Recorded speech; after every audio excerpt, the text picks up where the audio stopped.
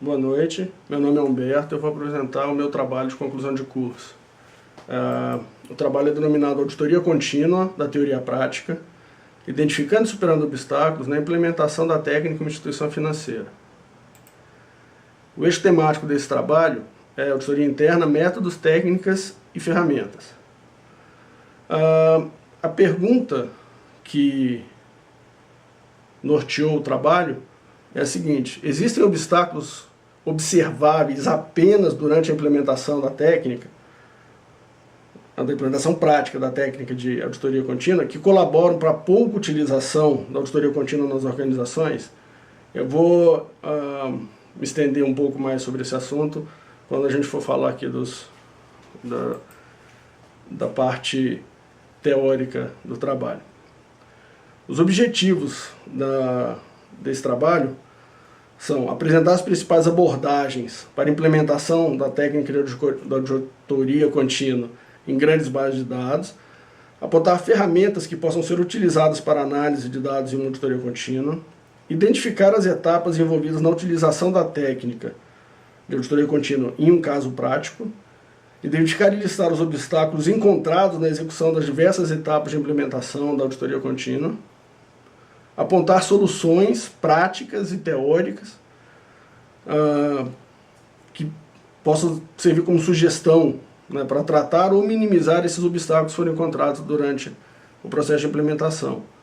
E contribuir com o referencial teórico existente sobre o tema, né, incluindo novos conceitos, ajustando alguns que existam, mas que possam causar alguma influência negativa durante a implementação do processo.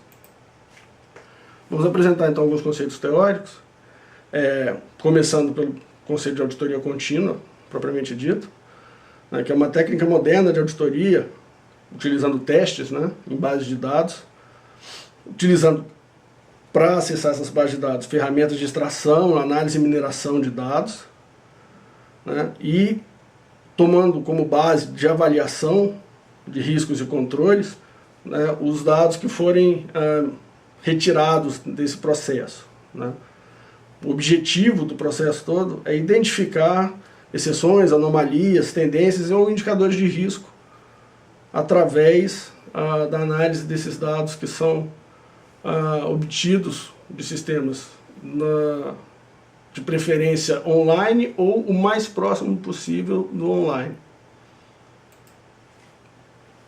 Outros conceitos que são necessários para o trabalho, então o conceito de auditoria, que eu fui buscar uma conceituação um pouco diferente, porque a maioria das conceituações de auditoria são muito voltadas para a conceituação da contabilidade. Então, como hoje existem diversos tipos de auditorias, e nós estamos falando basicamente de auditorias utilizando bases de dados, que é uma coisa bem mais direcionada a riscos e controles do que a contabilidade propriamente dita. Então, esse autor, Cuellar Merria, ele tece o seguinte conceito: que a auditoria é um processo de análise crítica, sistemática e representativa dos sistemas de informação de uma empresa ou parte dela, contabilidade incluída nisso, né? Executado por especialista, no caso auditor, de forma independente, utilizando técnicas específicas, com o intuito de apresentar recomendações que ajudem na melhoria dos sistemas analisados. E também, né, função do auditor, emitir uma opinião profissional sobre a empresa ou a parte auditada da empresa, que possibilite embasar adequadamente as decisões tomadas, né, por aqueles que venham a tomar conhecimento desse trabalho que o auditor fizer, né, seja agentes internos da organização, a diretoria, a alta gestão, como investidores que tomem conhecimento das auditorias externas publicadas em jornais e possam, por meio da informação que consta assinada por um auditor, tomar decisões embasadas e adequadas. Dentro da auditoria, a gente pode destacar a auditoria interna, que é o alvo dessa pesquisa, né, que é classificada, que é conceituada pelo IIA, que é o Instituto de Auditores Internos, como sendo uma atividade independente e objetiva de avaliação de consultoria, cujo objetivo principal é agregar valor, aprimorando as operações da organização na qual atua. A auditoria interna auxilia a organização a atingir seus objetivos, a utilizar uma abordagem sistemática e disciplinada para avaliar e aprimorar a eficácia de seus processos. Uma outra definição necessária aqui para a auditoria é o conceito de auditoria por análise de dados, que aí não é especificamente um trabalho de auditoria, mas uma forma da auditoria atuar. A auditoria por análise de dados é um enfoque particular da auditoria de TI. Abrange ações de controle cujo objeto da auditoria é um conjunto de dados que será analisado por meio de ferramentas CAAT, que será explicado adiante, e técnicas de auditoria computadorizada, a partir de critérios e estratégias definidos em função do escopo do trabalho, dos objetivos definidos, das informações existentes ao alcance do auditor e das ferramentas disponíveis. O que são as ferramentas CAAT? São softwares específicos ou não, né, para se trabalhar com informações da auditoria, dados para obter informações para a auditoria. Então, a definição do Instituto dos Auditores Internos é a seguinte: ferramentas CAAT qualquer ferramenta automatizada de auditoria, tais como software de auditoria generalizado, geradores de dados de teste, programas de auditoria computadorizados, utilitários de auditoria especializada, e também as técnicas de auditoria, dentre elas a auditoria contínua. Ela também pode ser considerada como uma ferramenta, né? O CAAT é Computer Aided Audit Techniques ou Audit Tools, dependendo da tradução. Os procedimentos metodológicos utilizados nessa pesquisa. O objetivo é uma pesquisa exploratória. A técnica utilizada é um estudo de casos com enfoque de pesquisação. No caso, como eu trabalhei na auditoria que fez essa tentativa de implementação de auditoria contínua, eu atuei como um pesquisador e como um ator do processo, né?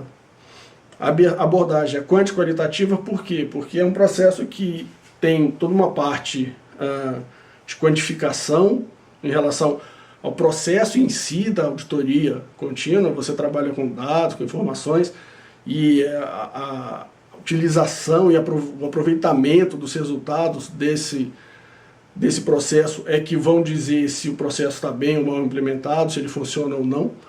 E qualitativa por quê? Porque o resultado do trabalho em si é uma visão minha, de pesquisador, em cima do processo de implementação. Então é uma coisa de opinião, né? Lógico que com os instrumentos de coleta, que são análise de conteúdo e entrevistas, né? São opiniões apoiadas nas participações dos demais auditores envolvidos no processo e de comparações, né, entre o que é previsto nos modelos teóricos e o que nós encontramos durante a implementação da auditoria contínua propriamente dita.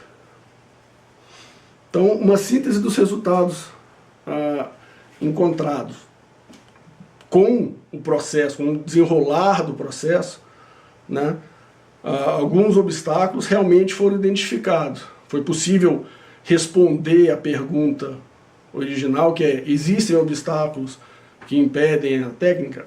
A primeira parte da pergunta pode ser respondida como sim, existem obstáculos inesperados, né? Alguns desses: os prazos curtos para tarefas muito complexas. Você, ao implementar uma auditoria contínua dentro de uma auditoria tradicional, a auditoria tradicional tem prazos, e o referencial teórico da auditoria contínua teve que caber dentro desses prazos. Então, 2 meses de pré-auditoria, numa auditoria normal, é tranquilo. Numa auditoria dessa, em que você não conhece o ambiente, não conhece os dados, não conhece o sistema, são muitas coisas, muitas informações e um interrelacionamento muito complexo para você conseguir fazer isso em 2 meses. Então, esses prazos que cercearam o trabalho, né, eles foram prejudiciais na implementação do projeto, e eles não estão previstos nos modelos teóricos. a definição de critérios para indicadores sem contar com o conhecimento necessário. Então, o que acontecia? Às vezes você precisava estabelecer padrões de referência de um determinado indicador que era montado no processo da auditoria contínua, sem conhecer quais são os limites do indicador, se ele tem mínimos, máximos, quais as médias, se ele tem valores nulos ou não. Então, sem ter a noção do que você vai encontrar ao tratar esses dados, é difícil você estabelecer previamente algumas questões, né? E isso também não é bem abordado nos modelos teóricos. Eles dizem, adquirir conhecimento em relação ao tema, mas se aquele tema não estiver bem fácil de ser entendido, o procedimento de aquisição de conhecimento não é tão simples. E um outro obstáculo, esse sim, o mais problemático deles, que era um problema de planejamento da infraestrutura tecnológica local, né? Não a da organização em si, mas a que é utilizada na implementação da auditoria contínua, né? Porque essa parte local, ela é responsável pela captura, armazenamento e tratamento dos dados. E você começa um processo, a auditoria tradicional encerra, mas diz a técnica da auditoria contínua que a ideia é que ela permaneça sendo executada enquanto forem úteis os indicadores desenvolvidos para ela. Então, se terminado o trabalho em que ela foi desenvolvida, houver necessidade da manutenção desse monitoramento, que é a ideia da auditoria contínua, surge a pergunta: quem vai fazer os ajustes necessários depois que o processo, né, for iniciado e a equipe que desenvolveu os indicadores for realocada em outros trabalhos? Então esse problema prático foi o que saltou aos olhos em termos de impactar o processo e dar uma impressão negativa a quem está recebendo as informações, quem está vendo como o desenrolar da auditoria contínua, passa uma imagem um pouco ruim, porque tira a confiança. Você fica sem saber se o processo vai ter continuidade, se forem necessários ajustes, vai ser possível a execução desses ajustes, quem fará, né? As soluções que foram encontradas especificamente para esses obstáculos elencados foram as seguintes: os prazos, as tarefas foram acumuladas, foram sendo feitas em outras etapas, né? Quando era para estar fazendo uma etapa, você estava fazendo 2, 3 encavaladas, e a execução em paralelo de algumas tarefas para poder completar no prazo requerido. Não é o ideal, não é algo que possa constar de modelos teóricos, mas foi a solução encontrada. Em relação à parte do conhecimento, foi interessante porque boa parte do aprendizado em relação ao sistema que foi analisado, ele se deu como uma espécie de engenharia reversa. A partir dos dados capturados e das tentativas de tratamento desses dados, nós fomos conhecendo a regra de negócio, fomos conhecendo como funcionava o sistema realmente, né? Então, essa engenharia reversa proporcionou uma melhor aquisição de conhecimento do que simplesmente ler as definições das tabelas, as definições dos campos, qual era o conteúdo de cada um deles. O tratamento do dia a dia, e comparando o que a gente enxergava com as telas dos sistemas, aí você podia comparar e entender, esse campo tem essa informação, esse campo é essa informação com essa informação, e assim por diante. Em relação à parte de suporte, os auditores que desenvolveram a parte técnica, processo de captura e armazenagem, eles passaram a fazer, às vezes, de suporte, quando era necessário.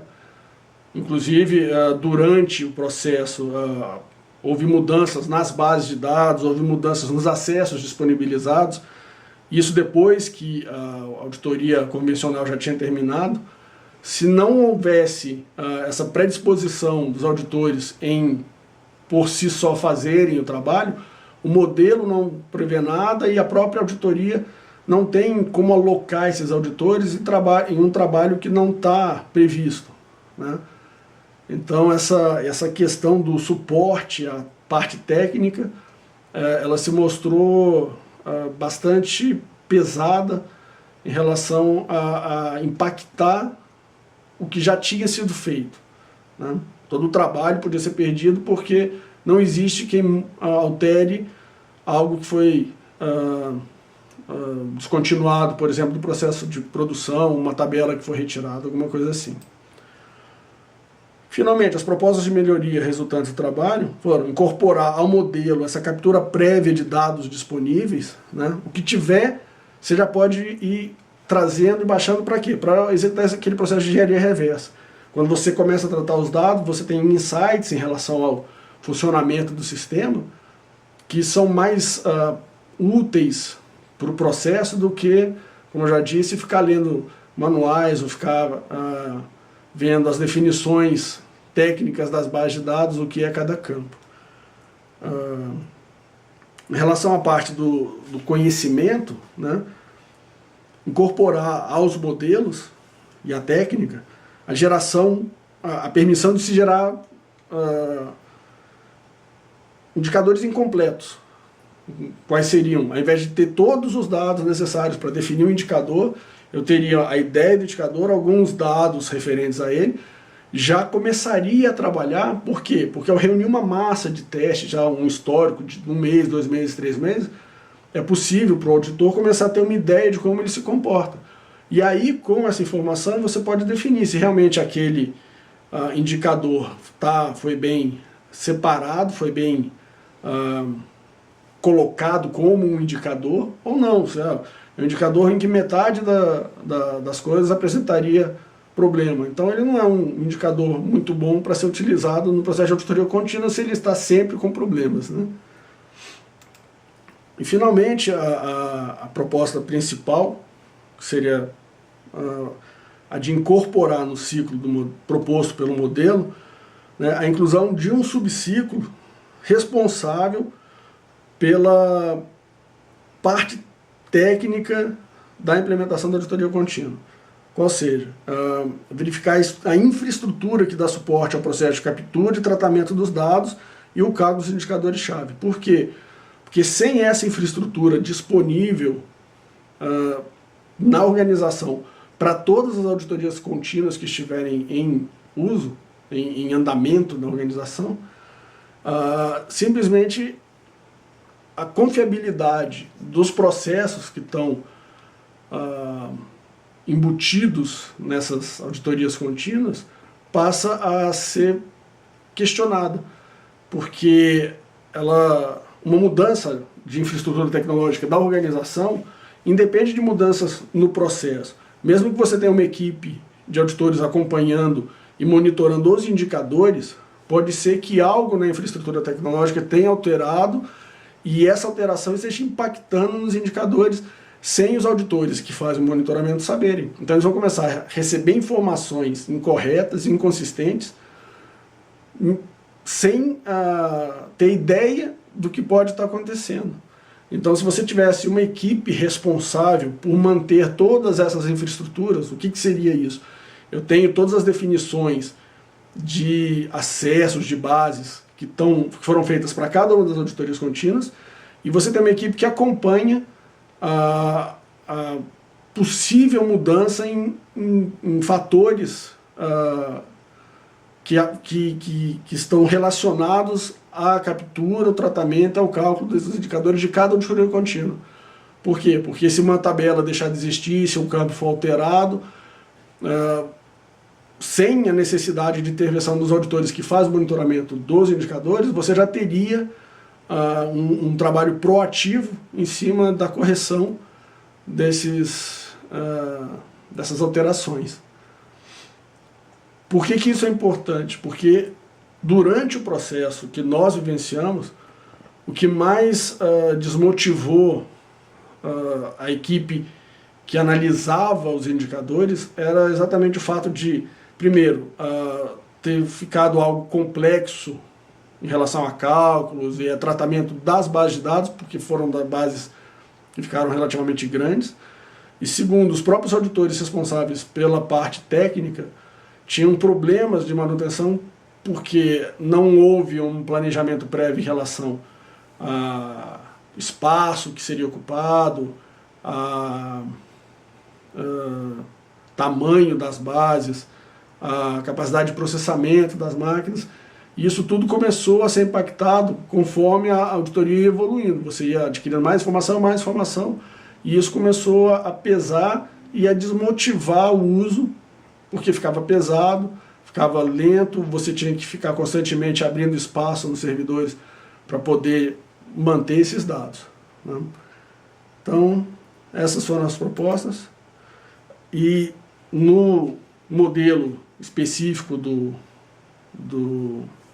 Banco Y, existe um ciclo de auditoria que foi desenhado, que indica simplesmente o processo natural e as análises do entorno do processo. Então você tem a identificação e seleção de tema-chave, delimitação do escopo, construção de indicadores-chave, a captura de dados, e aí você entra num círculo de monitoramento, detecção e resposta, né? Que é cercado de uma análise do ambiente que pode proporcionar uma nova identificação ou seleção de tema-chave ou o cancelamento da auditoria contínua, né? O encerramento da captura constante de dados, e ela seria congelada para utilização futura. O que está sendo proposto seria manter o ciclo natural, que já existe, e criar um subciclo em cima da captura de dados, que ela veria toda essa infraestrutura de tabelas, de acessos, de espaço, de área disponível, e tomaria as devidas atitudes, né? Pode ser necessária alteração de indicadores, mas em termos não conceituais e sim em termos de cálculo. Um campo alterou, mudou o formato, ou a informação passou a ser disponibilizada em outro campo, seria feita essa alteração sem a necessidade de alterar o conceito do indicador. E alterações necessárias no processo de captura. Acessos foram retirados, novas tabelas foram incorporadas, campos foram renomeados, então isso exigiria uma alteração no processo de captura. Então esse subciclo seria mantido por uma equipe, enquanto esse subciclo natural já da auditoria contínua permaneceria sendo feito pelos auditores responsáveis pelo monitoramento dos indicadores existentes. É isso, muito obrigado.